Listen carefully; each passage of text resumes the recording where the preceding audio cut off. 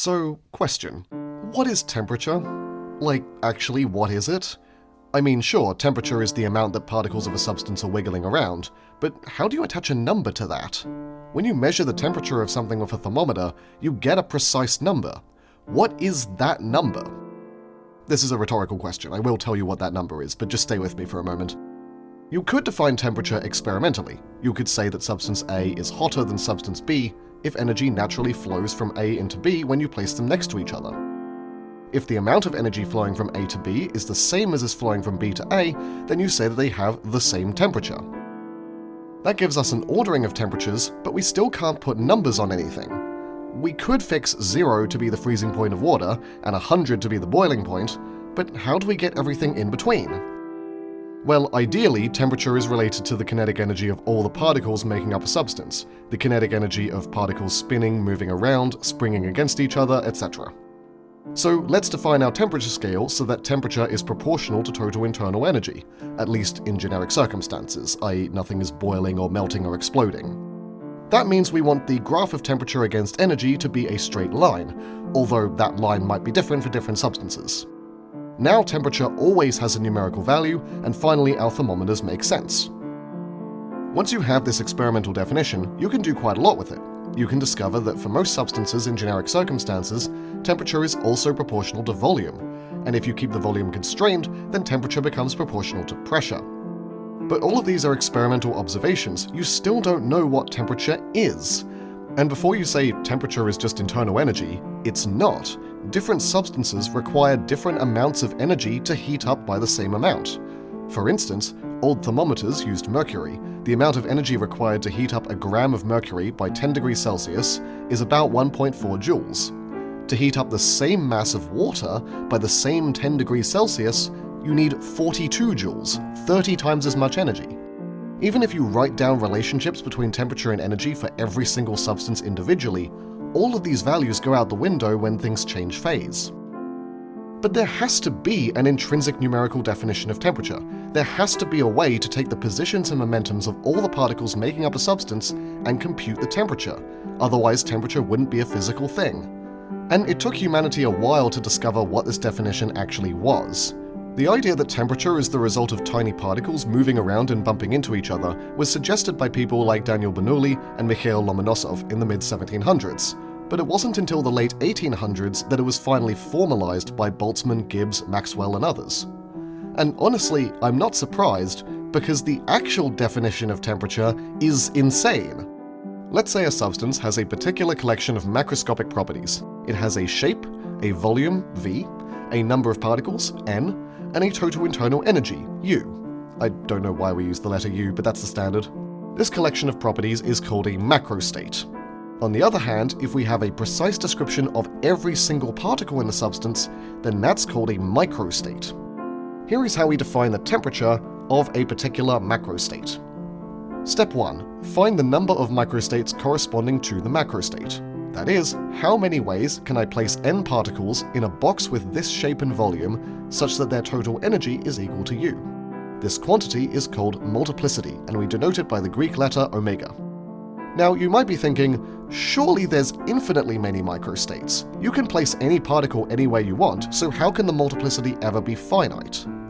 Well, to make this work, we will have to give our state space some granularity. For instance, we could split the volume into a grid and then only allow particles to lie on the vertices of the grid. We also have to do the same thing with momentum and energy. This sounds completely arbitrary, but it turns out that there is a canonical way to do this coming from quantum mechanics. Which is weird, because to us living in the late 1800s developing the molecular theory of temperature, quantum mechanics hasn't been invented yet. Step 2. Take the logarithm of this number omega and multiply it by a constant k, called Boltzmann's constant, which is just there to make the units work out. This gives a quantity called entropy, denoted S for some reason. We want to do this for a wide range of energies so that the entropy is a function of the internal energy U. At this point you might be thinking, you're telling me to calculate every arrangement of particles for every possible energy? How can we ever reasonably compute this? And sure, this is unreasonable in most circumstances.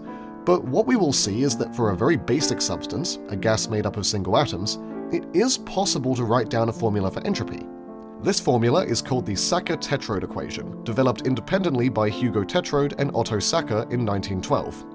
And it's really complicated, but it does exist, and later in the video we'll figure out how to derive it. Step 3. Take the derivative of entropy with respect to energy, i.e. the rate of change in entropy as energy increases, keeping other quantities like the volume and number of particles fixed.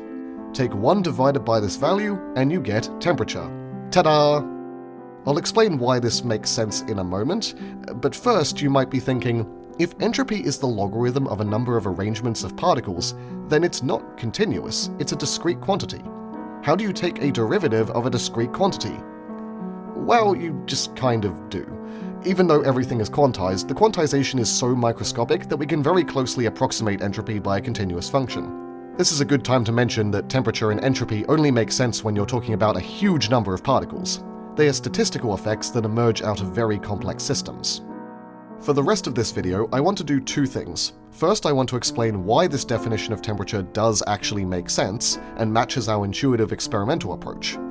Then, as an example, I want to go through the derivation of the Sackur-Tetrode equation, not just because it's enlightening, but because it uses an absolutely absurd amount of mathematical machinery, including surface areas of hyperspheres, among other things. I've tried to organize this video so that the complexity gradually ramps up over time, so hopefully if you're less experienced with manipulating derivatives and factorials, then you will at least understand the first half. Okay, let's figure out how this definition of temperature works. Suppose I have 2 substances A and B in certain macrostates, and I place them next to each other. Let's assume that no energy enters or leaves this system, but energy can move between A and B. We expect that A and B will exchange energy until they reach the same temperature, but why? The thing that's going to drive this is probability. A and B are constantly swapping between different microstates at random, so the most likely macrostate for A and B is whichever macrostate corresponds to the largest number of microstates. That means we should expect to see the state with the largest entropy. So first we have to figure out the entropy of this combined system of A and B. The number of ways of picking both a microstate of A and a microstate of B is the product of their numbers of microstates, omega A times omega B.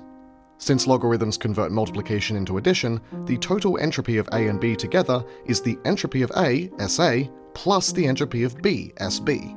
This is the quantity we want to maximize with respect to the internal energies, UA and UB. To give an example of this idea in action, I'm going to build an extremely oversimplified model of A and B. Let's say A and B have 2 particles each, and there are 4 units of energy that need to be distributed among the particles. Remember, everything is quantized, so these 4 units of energy can't be subdivided. If we put all of that energy into A, then you can count that there's 5 ways of doing so, which I've shown here. So the multiplicity is 5. If we instead put 3 units into A and 1 unit into B, the multiplicity is now 8.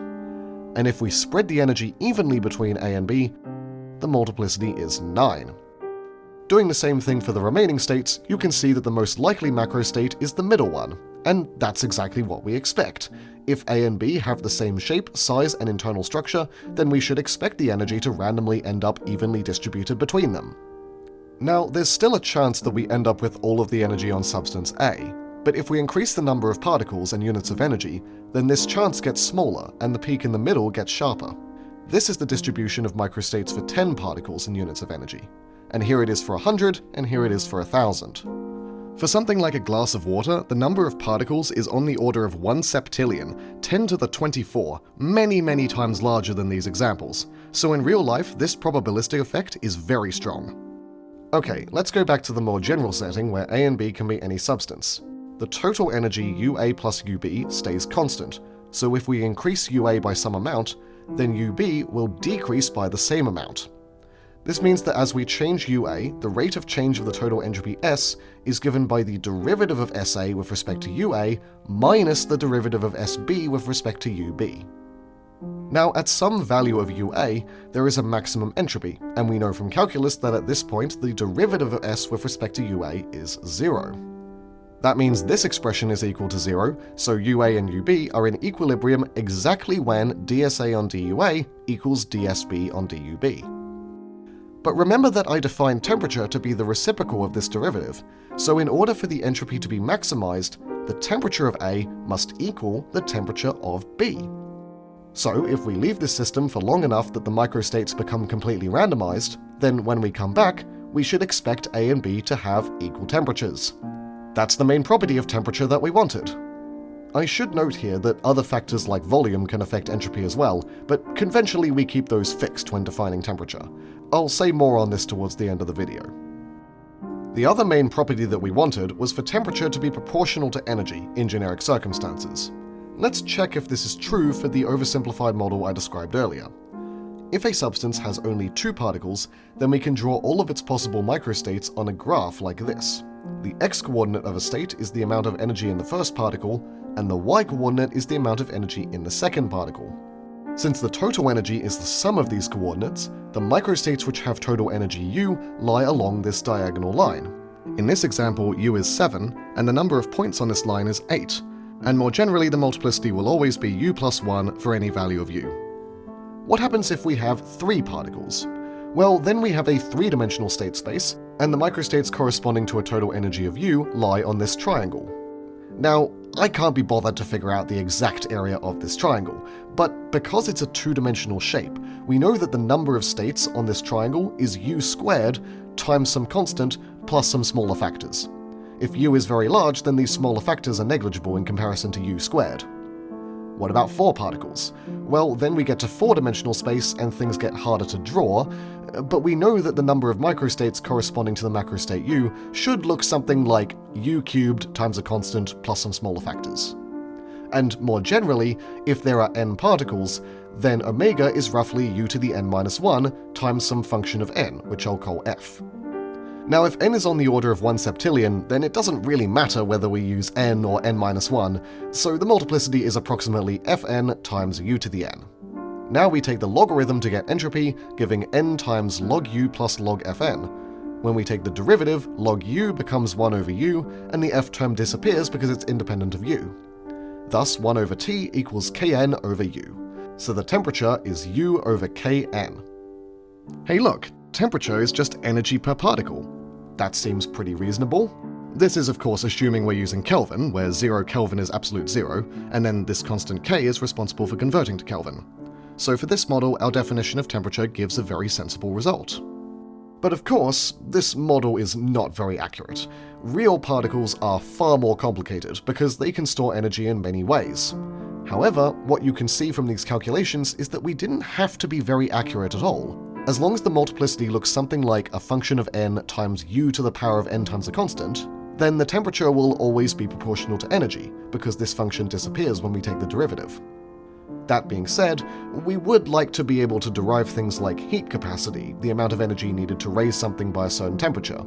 In this very rough formula for multiplicity, heat capacity corresponds to this constant in the power of u, and to figure this out, we'll need a bit more precision. So, now that we've established that this is a reasonable definition of temperature, let's pick a substance and see if we can get a better formula for its multiplicity. Our substance is going to be the simplest substance possible, an ideal gas. This is a gas made up of point-like particles with minimal interaction between each other, something like helium gas or mercury vapor. The gas will have a volume V, total energy U, and be comprised of n particles each with mass m, filling a cube-shaped space. First, we have to count the microstates. Let's start off with just a single particle. This particle has a position and a momentum, and these are the quantities that we're going to discretize, aka fit to a grid. Notice that this is different from the previous example where we use position and energy.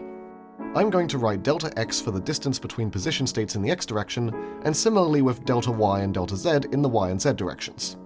This is going to divide up the cube into a grid of position states, the total number of which is v divided by dx dy dz. Okay, that was easy. Now let's do momentum, for which we use the letter p for some reason. Similarly to position, momentum has three coordinates, px, py, and pz. Once again, I'm going to assume the momentum takes specific values which differ by delta px, delta py, and delta pz.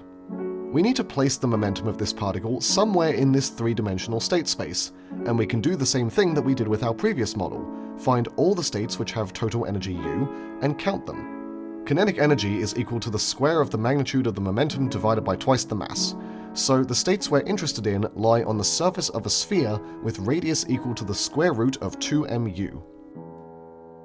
How many states is this?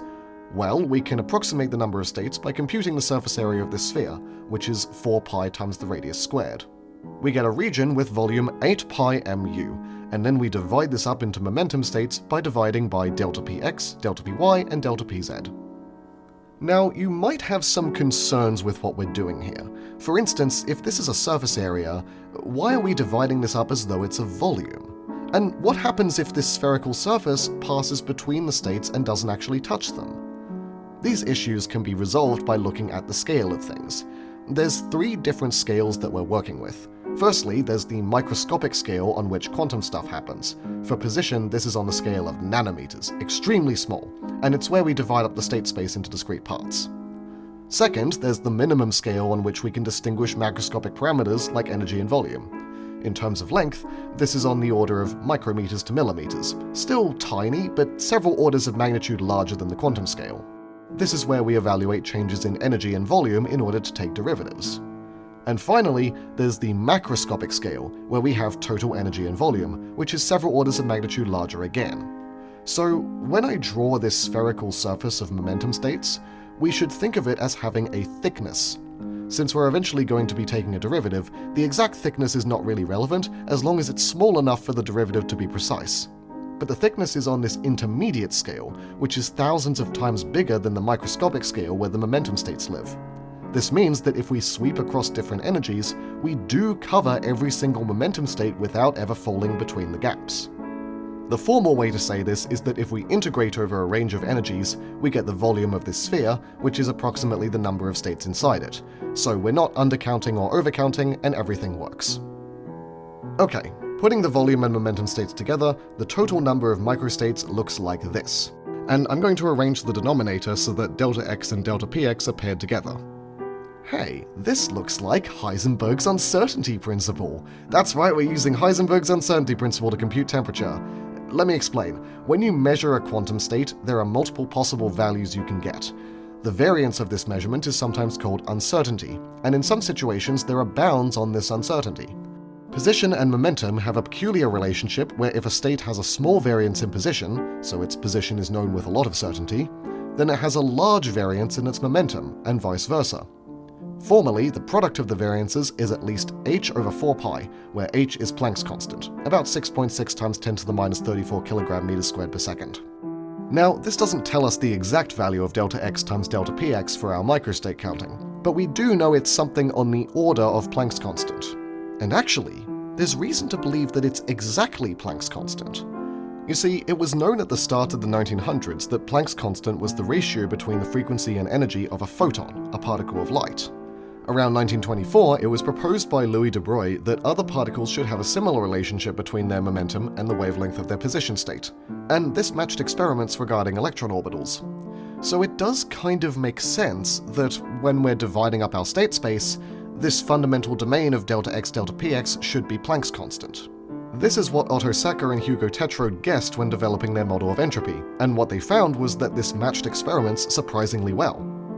But Sackur and Tetrode's work dates to 1912, over a decade before de Broglie's thesis, which means they figured all of this out long before any actual quantum mechanics was formalized, which to me is totally nuts. Anyway, replacing delta x delta px with h, and similarly for y and z, we get this. This is the number of microstates for a single particle. Now we need to look at many particles. The naive thing to do would be to make the same computation for every particle and multiply all the results together.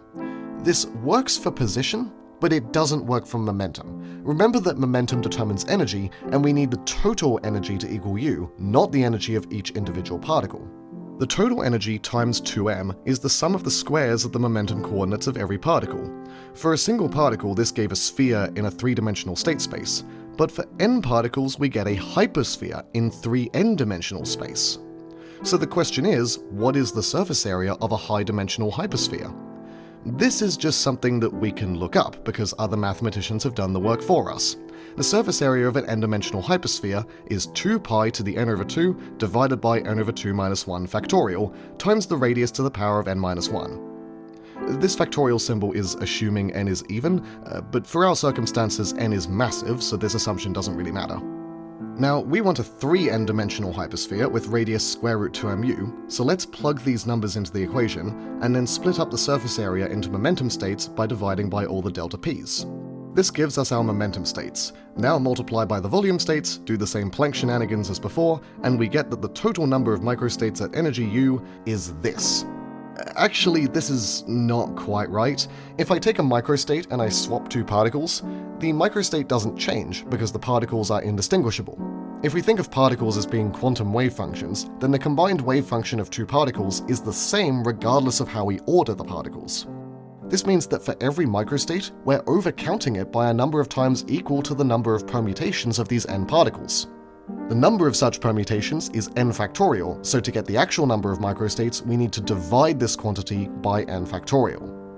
Okay, this expression is disgusting, and it's about to get worse.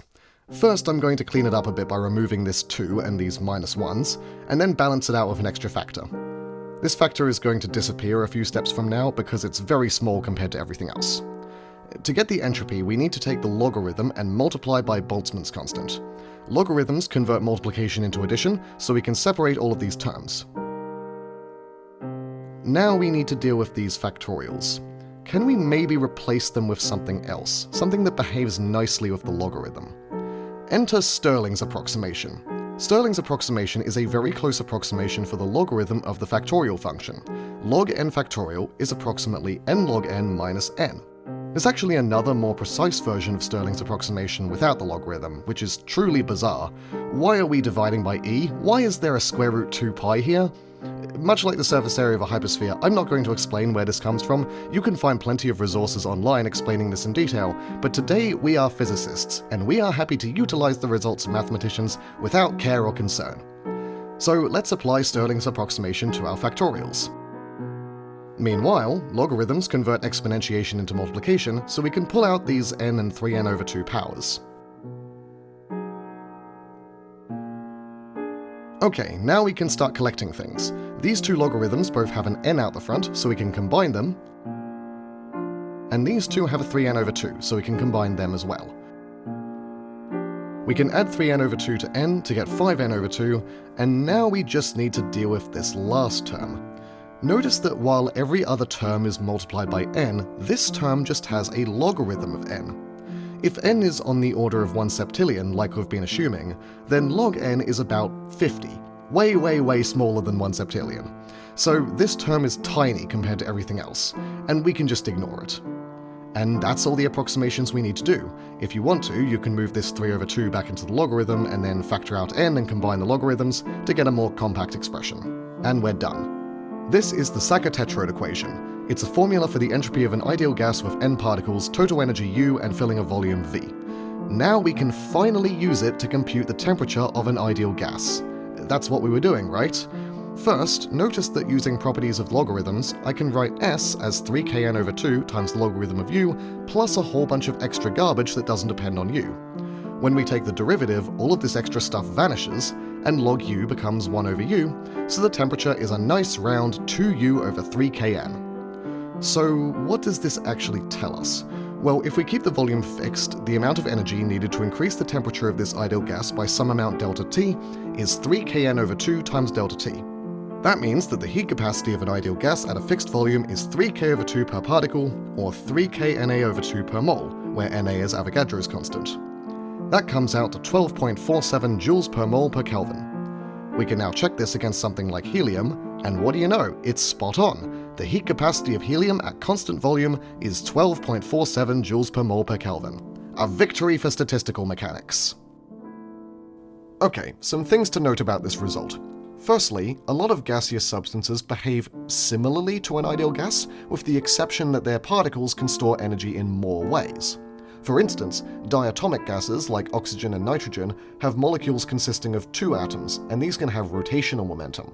Rotation in 3 dimensions is characterized by 3 angular velocities around different axes, which are quantized in a similar manner to regular momentum. Only 2 of these are relevant for the diatomic particle, so in total we have 5 momentum-like quantities which the energy is shared between. This means that if you go through the same computations, you end up with the heat capacity being 5kn over 2 instead of 3kn over 2. This is a special case of a more general phenomenon called the equipartition theorem. Each degree of freedom in a system contributes a half knt to its internal energy, and this turns out to be relevant beyond just ideal gases. Secondly, most of the complexity of the Sackur-Tetrode equation is in this constant tacked on the end, which gets annihilated when we take the derivative. So you might be thinking that most of the stuff that we did with quantum mechanics and hyperspheres was a total waste. And truth be told, a lot of results about temperature don't need this level of precision, and were formalized long before Sackur and Tetrode.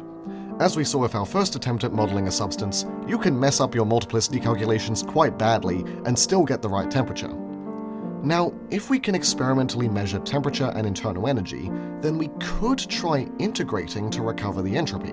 But this only tells us the change in entropy between two energy values, so we can't measure this extra constant. But Sackur and Tetrode were able to extract entropy values from experiments and compare them to the formula. How did they do this? Well, the only way we could recover this constant is if there were a specific energy value where we knew the entropy already. And there is such an energy, absolute zero. When there's no energy, everything is frozen, so the entropy is zero. Okay, that isn't quite right. Weird stuff can happen at very low temperatures. And I'm simplifying a few things. The actual numerical process uses an integral of heat capacity with respect to temperature instead of temperature with respect to energy, but those issues can be dealt with. First, there's a bigger issue. When you cool an ideal gas down to absolute zero, it's not an ideal gas anymore. Sackur and Tetrode decided to use mercury vapor for their ideal gas, but mercury is solid from absolute zero up to minus 39 degrees C, and then liquid up to 357 degrees C. However, we know from experiments that liquids have a roughly constant heat capacity which can be measured, and just a year earlier in 1911, Walter Nernst developed a model of internal energy for low-temperature solids. We can also directly measure the energy required to change phase from liquid to solid and then solid to gas. With all of this information, we can do the integration from zero up to a temperature where mercury is a gas to get the entropy experimentally. For details on this, I recommend looking at Walter Grimus's paper reviewing Sackur and Tetrode's methods.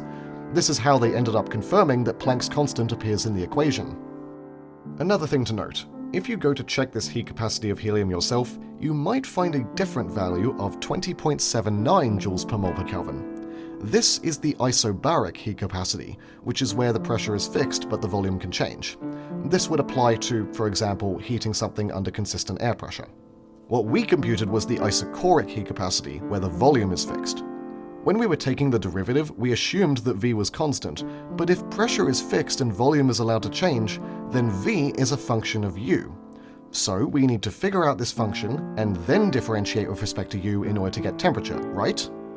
Well, no. I thought this was how you're supposed to do it, but it turns out that the conventional definition of temperature always assumes that volume is fixed. It's not a derivative, it's a partial derivative. This seems like an arbitrary choice. Why should volume be fixed and not pressure or something else? But the problem is you have to fix something because otherwise entropy is a function of multiple variables and there's not a single well-defined way to take the derivative. So the way we actually think about these variables in thermodynamics is that U is a multivariable function of S and V, whose partial derivatives are temperature and pressure respectively. Or rather, negative pressure, because compressing something and reducing its volume increases its internal energy. You can also add in the number of particles as a variable, and its partial derivative is another quantity called chemical potential, but we're assuming n is fixed throughout this video. Now, using some calculus, you can show that for U fixed, ds on dv is p divided by t, where p is pressure, but we can compute ds on dv for an ideal gas. And if we do this and fiddle around with it a bit, we get the ideal gas law. PV equals KNT.